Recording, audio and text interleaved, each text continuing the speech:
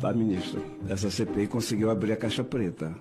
A narrativa... Caixa preta não, senador. Isso é uma forma pejorativa de se dirigir às pessoas pretas. Preto Não. sou eu que estou aqui do seu lado. Porque caixa preta é o que existe nos aviões, né? Só descobre os acidentes quando você consegue. Mudou, agora é caixa... Porque coisa ruim não pode ser associada a preto. Como é que tá o nome agora? Laranja pode escolher mais, então é caixa... Mas eu prefiro caixa de Pandora. Pessoas laranjas.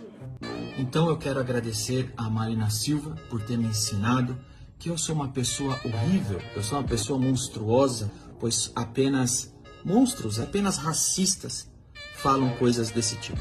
Mas eu comecei dizendo que o governo federal pode ajudar na articulação dos planos. O governo federal pode abrir a caixa preta de saber quem é que tem boa gestão, má gestão, para poder resolver, inclusive, o problema...